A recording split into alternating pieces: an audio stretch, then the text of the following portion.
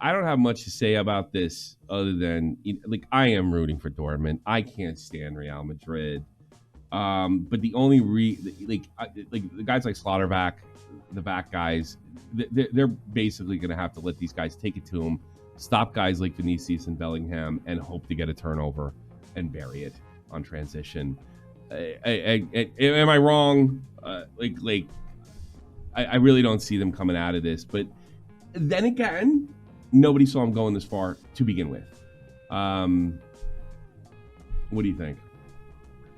Yeah, they certainly have the shock factor where obviously, yeah, no one thought they were going to get this far, and that is kind of how they played against PSG as well. Just like they had a fantastically solid defensive game against PSG, especially in that second leg. Yeah, they were absolutely monstrous at the back, and then they stole their goal and sort of saw the game out by just defending really well. And I think, yeah, I'd expect the same approach in this game where they're going to have to rely on their really solid defence and sort of like Real Madrid overcommitting, trying to break it to get their goals rather than trying to go out and play and being a bit more open and letting those like crazy good talented players in the Real Madrid team just sort of open up that space when they step forward and then just like score goals like they did, like they've done all tournament. You know, we saw it last round against Bayern Munich.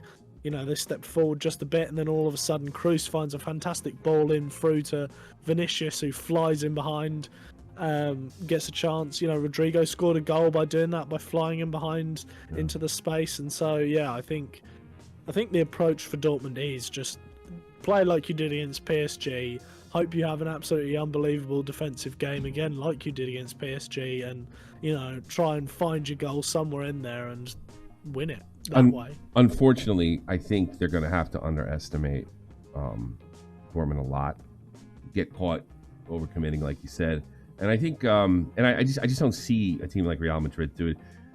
A full crew can punish you quickly and easily, and he just doesn't look like much on the surface because he doesn't carry himself like a jackass.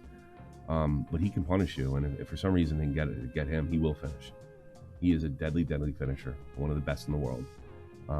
I really think they'd almost have to go into it with a poor mindset and tactically maybe not follow the game plan. I can't imagine a bad game plan in the States. I think when you have personalities like you have at Real Madrid, when things get tight and get tough and the players kind of go on their own, and I think Dortmund could potentially capitalize on that. I don't know if I see them doing it. I don't see a runaway game. I don't see that at all. You know, the Slaughterbacks in the world they're not gonna make that happen, and they do have some talent up front. To say that they don't, I think they'd have to go in it thinking we really don't have to take their forward seriously, and I think that's probably the only way they're going to win is if for some reason they don't take their forward seriously and don't have a solid defensive midfield and the back they're good. You know, the back, like Real Madrid's really good in the back as well. So I think if the midfielders have a defensive mindset, I think it could be 2-1, 3-1 for Madrid. That's kind of what I'm going for. Hope not. We'll be doing it here, right here on Look out for it.